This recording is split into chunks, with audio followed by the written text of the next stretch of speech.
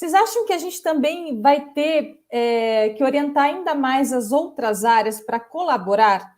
Por exemplo, né? Explicar para a pessoa que opera o CMS, não sobe uma imagem muito pesada. O pessoal lá de BI ou Paid Media com Google Tag Manager, mantém isso aqui higienizado, né? Tags que você não usa, tira. Na opinião de vocês, o quanto agora a gente também vai ter que dar um reforço maior para outras áreas que não só TI, mas que vão impactar também no Core Web Vitals, para todo mundo aí? Acho que cada vez mais, né, a gente vai ter que dar essa mãozinha aí para todo mundo, né, fazer todo mundo se juntar ali e melhorar as coisas. O GTM que você tocou aí é um ponto primordial quando a gente fala de otimização de tempo de carregamento e tudo mais. Carrega um monte de script, de tag de parceiro, de pixel de conversão, de não sei o que, e tá carregando isso para todo mundo, tá baixando 5 mega ali de script depois que a pessoa entra na sua página, como que isso está sendo carregado. Então, a gente tem que estar sempre de olho, né? E às vezes muitas empresas, né, não tem um departamento específico que acaba olhando para isso, aí a hora que a gente pega para olhar tempo de carregamento e SEO, a gente vê que está tudo muito ruim, e aí acaba tendo que puxar essas conversas, acaba encabeçando muitos testes e tudo mais, mas acho que vai muito de cultura da empresa também. Então, não só a gente de SEO, né, puxar as pessoas, mas a própria cultura da empresa de estar sempre prezando por performance, ter sempre outras pessoas olhando, acho que é fundamental para isso. As duas experiências que eu tive muito boas com isso sempre envolveram pessoas de outras áreas que tinham acesso, que estavam colocando as tags, que estavam pensando nisso antes de sair colocando qualquer coisa, deixando um monte de tag lá, fazendo essas limpas. Então é sempre bom a gente ter esse cuidado aí. Tem uma coisa que é muito importante, é cultura em SEO, né? A cultura de SEO ela tem que ser alastrada para todo o projeto, né? Isso vai envolver muitas pessoas e é muito difícil no início, porque geralmente as pessoas elas têm uma barreira, né, de entender que é a forma correta de ser feita. E, por exemplo, existe uma pessoa que já trabalha há 2 anos na empresa, está upando as imagens, mas upa de forma errada, não põe alt title, por exemplo, coloca a imagem super pesada. Então, às vezes, o cara que é lead SEO, ele está, quando o projeto ele não tem uma maturidade, né, em SEO, você está muitas vezes ali gerando a cultura, né? Explicando para as pessoas como a forma certa de fazer as coisas. E às vezes é muito difícil no início. E assim, puxando um pouquinho do que o Bruno falou, eu acho que existem algumas coisas essenciais que precisam ser feitas, que é como a Natasha pegou até um gancho ali sobre Tag Manager, estruturar, por exemplo, sheets simples, gente, de todas as tags que estão instaladas no seu ambiente, entender as tags que estão instaladas, para que elas estão instaladas, isso vai envolver muitas pessoas, pode envolver jurídico, mas é um trabalho de muita formiguinha, mas que dá muito resultado. Pasmem, teve um tag manager que eu fui otimizar, tinha tag 2018 lá ativada, não estando nem usada. Então, assim, às vezes o problema está ali na nossa frente. As tags terceiras estão disparando em todas as páginas. É uma coisa muito simples, só tirar a tag do ambiente, que já dá um resultado legal. E assim, você vai ver, a maioria das vezes as empresas têm um ambiente em Tag Manager que tem 500 tags. E às vezes nem 300 estão sendo usadas. Então você já dá um resultado bem legal ali na limpeza e também para manter um controle. Esse sheet simples que eu falei no início é justamente manter esse controle, manter a saúde de todo o ambiente, né? Pô, tem uma tag do Hotjar que eu uso de vez em quando. Beleza, terminou de usar? Desativa, atualiza os sheets e é isso. Não tem mistério. É você manter um padrão de qualidade em relação às coisas que você está ativando dentro do seu site. Em relação à imagem, acho primordial ter essa educação inicial, não só em imagem, mas em outras coisas. Acredito que todo mundo aqui pode contribuir, mas eu acho que o início, principalmente em projetos que não têm maturidade, é gerar essa cultura. É fazer com que as pessoas entendam de forma diferente e façam as coisas de forma correta. Claro, sem haver microgestão, não estou falando isso, mas ter as coisas sendo upadas de forma correta no site de vocês. Newton, e até eu queria fazer uma adenda, a gente está falando de GTM e imagens, né? Bem interessante. Vamos começar pelo GTM. Até quem tiver interesse, né? Eu tenho um curso de Google Tag Manager que eu deixei disponibilizado 100% grátis no canal do YouTube, é só acessar a playlist, tá escrito lá Google Tag Manager e você consegue seguir. E uma das coisas muito importantes é que todo projeto precisa ter um dono. Então, quando você começa a deixar todo mundo entrando no Tag Manager, né, e publicando à vontade, vira uma zona. E ninguém sabe o que é o quê. Um dos maiores problemas que eu vejo no Tag Manager hoje em dia é que cada um publica uma variável diferente. E, na verdade, você tem, tipo, 80 variáveis e poderia ter uma. Tudo bem, foi um exemplo meio exagerado, digamos assim. Normalmente 5 variáveis, mas é a mesma coisa. Então, você acaba criando um projeto meio disfuncional ali. Então, é importante que tenha uma pessoa, e não é aquela pessoa que só vai clicar em publicar. Não, é aquela pessoa que tem que entender e falar, cara, não, peraí, sei lá, Critio veio aqui, colocou umas tags aqui, peraí, mas ele está usando uma tag que já foi, uma variável que já foi criada. Então, deixa eu ajustar aqui, troco uma ideia com o cara e depois publico. Tem que ter alguém tocando o projeto, isso é muito importante. Senão vai acontecer exatamente o que você falou.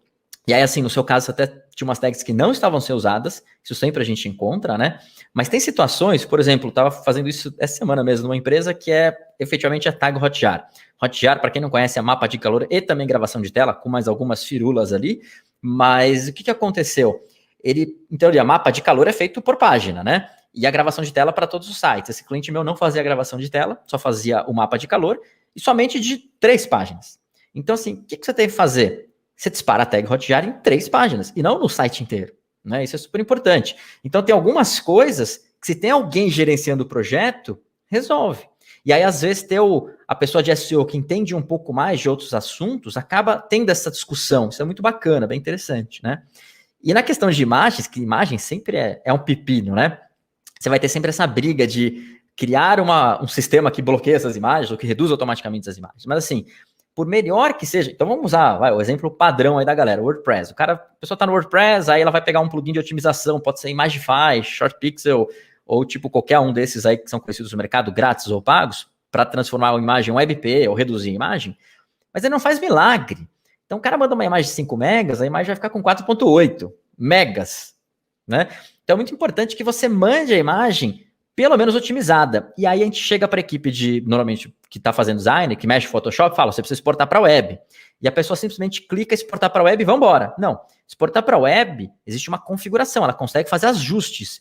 E é muito importante quem estiver fazendo isso ter o controle de avaliar peso e principalmente qualidade. Então tem sites que é necessário ter mais qualidade. Acontece. Tem sites que não. Né? Então você tem que saber ter esse controle. E aí uma coisa que acontece em site menor, que eu vejo muita gente fazendo, inclusive que é ruim para a experiência do usuário, não só para a experiência de página do Google, mas para a experiência do usuário, são os famosos banners ou sliders. E assim, eu peguei recentemente o site que está refazendo, e assim, o pessoal tem um slider gigante lá em cima. Só que é o mesmo, é responsivo, e vai para o desktop e para o mobile. E salvo engano, deve ter 1.600 por 500 pixels. Tá?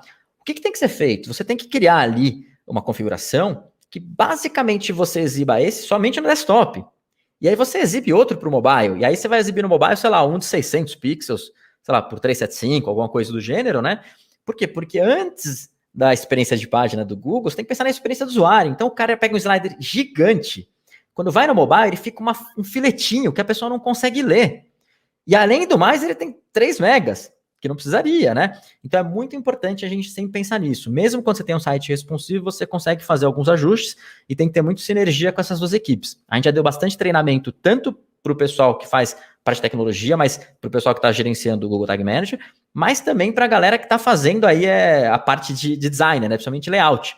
Lá no canal a gente coloca vários vídeos como otimizar, usando ferramentas grátis que nem Photosizer, que eu super indico, é grátis, super funcional, tá? Inclusive até uma dica que eu vou dar para vocês, tem sites que às vezes a gente entra, é lógico, tem que tomar um pouco de cuidado, tem algumas imagens personalizadas, mas quem conhece aí de WordPress, abaixa a pasta de imagem do WordPress no computador, pega o Photosizer, você consegue jogar todas de uma vez lá, dá um play, ele otimiza todas de uma vez, tá? Então isso é uma maneira eficiente de você otimizar o site geral. Lógico, você tem que manter um backup, porque às vezes uma outra imagem você precisa realmente de mais qualidade, você substitui e deixa aquela imagem de qualidade. Mas de uma maneira geral, é um aplicativo que funciona muito bem, provavelmente melhor do que as versões online de TinyPNG e todas aquelas versões. Que aí eu acho que vocês também podem dar outras dicas aí para a galera usar. Excelente.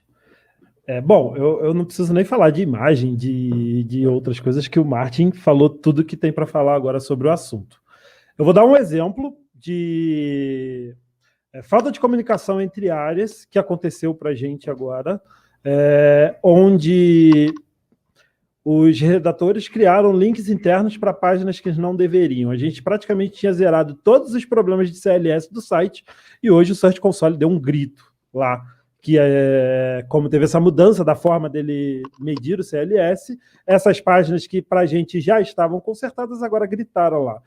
São quase 1.800 páginas sendo indexadas, que não deveriam estar sendo indexadas, a gente está corrigindo, isso é uma outra coisa, fora o Core Web Vitals, mas que por os redatores não estarem por dentro totalmente, isso, lógica, culpa nossa por não ter falado com eles, gerou esse problema de CLS. Então, a comunicação entre áreas é fundamental sempre. Se tem alguém que mexe no site, essa pessoa tem que ter um papo com o SEO sempre, tem que ter uma aproximação com o SEO sempre. Seja quem sobe a imagem, seja quem te manda a imagem para subir, seja quem vai escrever o texto, quem vai criar o link interno, quem vai desenvolver o site. Essa comunicação ela tem que ser sempre muito...